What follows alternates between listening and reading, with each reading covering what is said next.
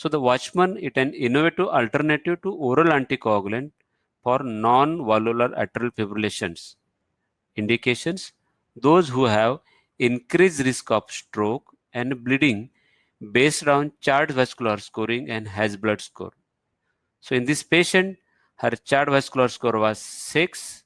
So there was a very high risk of infarct. Her Has-Blood score was also very high. So there is a high risk of bleeding also. Second indication is patients with prior TIA or ischemic strokes. The third indication, those patients who have contraindications or intolerance to oral anticoagulants or suboptimal oral anticoagulant treatments. The fourth indication has an appropriate reason to seek a non-pharmacological alternative to warfarin, such as a history of major bleeding on OSC. So if a person already have a bleeding with OSC, it's difficult, it is problematic to restart the same medicines again. A career or lifestyle that increases risk of bleeding. A boxer person will not like to have repeated bleeding if he is already on OSC. So this could be the alternative. And prior experience of being inadequate control with the oral anticoagulant, specifically with the warfarin. So Watchman therapy has demonstrated comparable stroke risk reduction and statistically superior reduction in major non-pressure related bleeding and cardiovascular death compared to warfarin. Whatever trial of warfarin or Watchman has been done, they are done with the warfarin. So what they found that there is a 52% reduction in cardiovascular or unexplained death. There is a 72% superior reduction in major bleeding post-procedure 6 monthly. Then there is a 70% superior reduction in hemorrhagic stroke. There is 63% superior reduction in disabling or fatal stroke. So Watchman will reduce infarct as well as it reduces risk of getting bleeding also. So when you are going for a Watchman, first you have to know how it is done. So left atrial appendage is an appendage which is attached to the left atrial, and these are different shapes also. So three main types of shapes which are known. One is called as a windsock type of left atrial appendage, another is a chicken wing, and third one is a broccoli type. In a windsock, it is a single lobe which of a sufficient length is there. This is supposed to be more common and supposed to be very good for doing Watchman device also. The second one is the chicken wing. This has a sharp bend, and third one is called as a broccoli type. This has a multiple lobes, so considered to be difficult for doing the Watchman. Now what to do in Watchman procedure? So this is the device.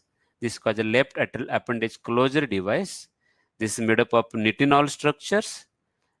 The sizes are like 21, 24, 27, 30 and 33 millimeter. So usually gap of the 3 millimeter is there. So these are prepared, and there are 10 fixation anchors are there around the perimeter which fix in the LAA tissue. Its counter shape accommodates most of the LAA anatomy. There is a fabric cap which has a filter of like 160 micron filter, and this filter will protect from harm from emboli to exit from during the healing procedures. So this is how it looks if you see by the diagrammatically. So this will be like left atrium, this is left atrial appendage, that is out pocket, and this will be the device. So this will be the ostium, and this is the maximum diameter distal to the ostium, and these are the fixation anchors. Though when you are planning for the left atrial appendage procedure, the first thing what we have to do is, first of all, we have to do T before we fix it. T number 1 to detect what kind of LAA appendage is there. Second aim of doing T is that whether there is a thrombus in a left atrial appendage.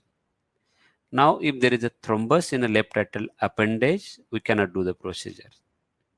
So in that case, we may have to give anticoagulant and let the thrombus go, and then we can restart the procedure.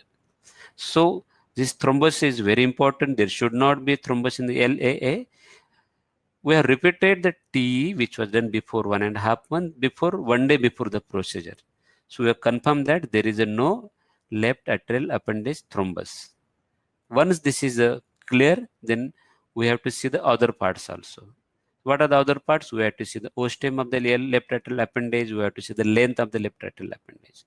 The length of the left atrial appendage should be at least equal or more than the ostium. Then only we can go for the Watchman device. Then we have to detect what is the type of left atrial appendage. So we have done T one day prior. So we've seen how is the left atrial appendage, its type of appendage, what is the size of ostium, what is the length of the left atrial appendage. And once this is clear, we'll take this patient for the next day for the procedures. Now, during procedure again, what to do? We have taken the sizing of the left atrial. So we can see this is sizing of the left atrial ostium was 19.3 mm. So we see T in a different angle from 0 to 135 degree. We have to change the angle very frequently. So this procedure is done under the local anesthesia, and you can use general anesthesia if the patient is very old or fragile. We have used a general anesthesia because this lady was very 83-year female and she may not be able to tolerate the T movement and all these things. So we are done in general anesthesia. And once this procedure is started, we have seen the again measure the left atrial ostium, its length, its sizing, and type also. And once this is done, then the next procedure is to go ahead for the transseptal puncture.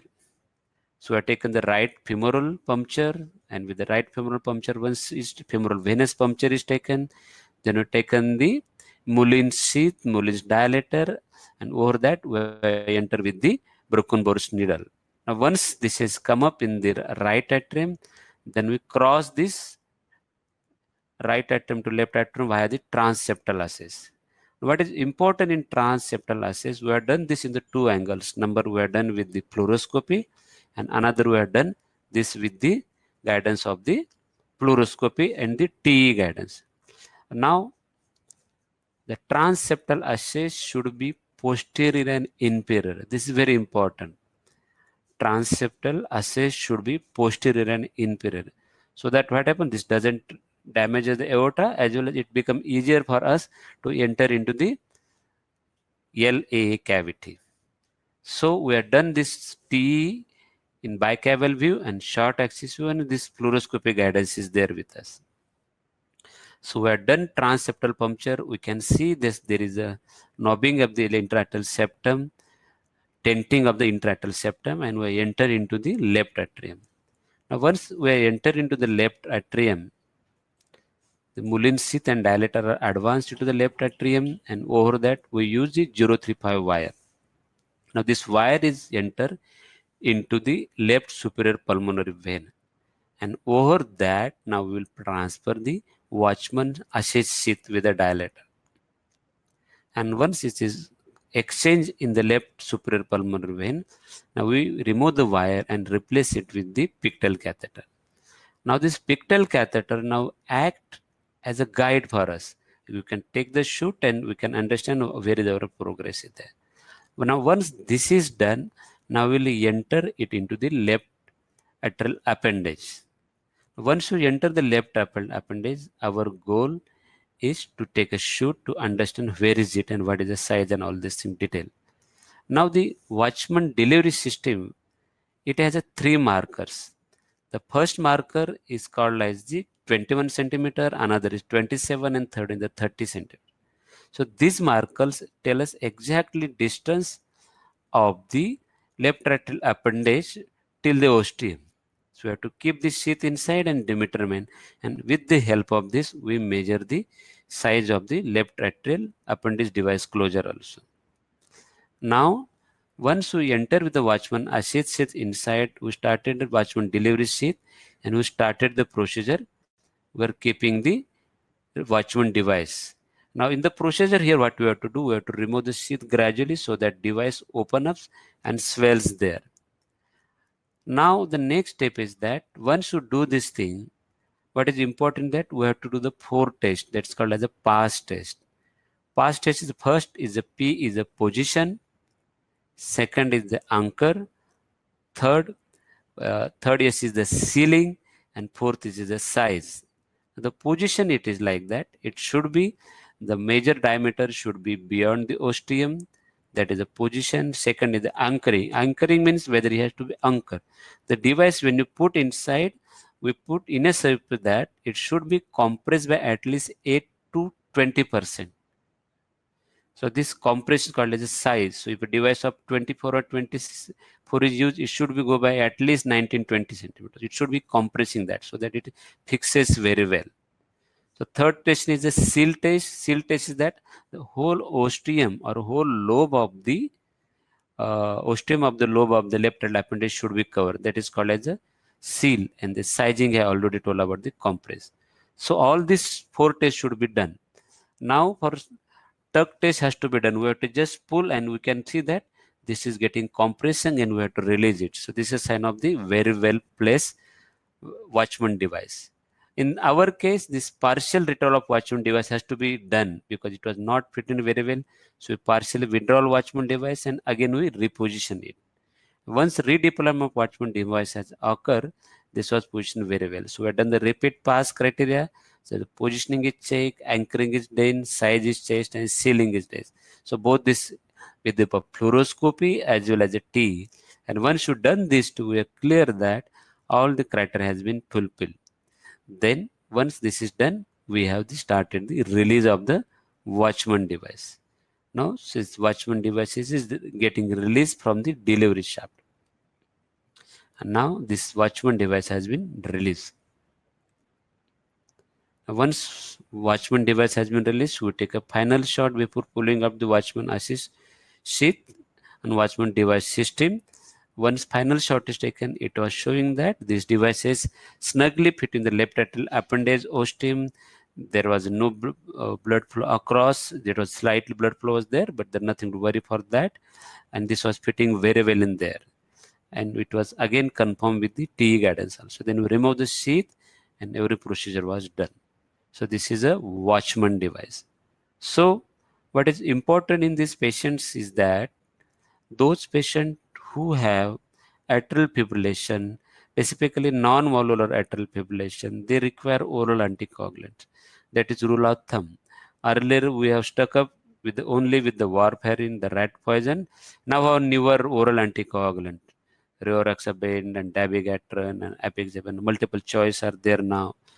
But those patients who have a problem with oral anticoagulant, like this patient who are bleeding with oral anticoagulant and still have a risk of in atrial fibrillation related ischemic stroke, then this device is an alternative to such patients. So this device, by doing a percutaneous technique, we will close the left atrial appendage without surgery, and the risk of bleeding will be reduced because no more anticoagulants are required, and risk of stroke will be reduced, ischemic stroke, because the left appendage, which is a site for 90% of thromboembolic conditions in atrial fibrillation, will be sealed up. So this procedure will help in such patients. These are the novel procedures, and usually it takes hardly 45 minutes to 1 hour to complete the procedure.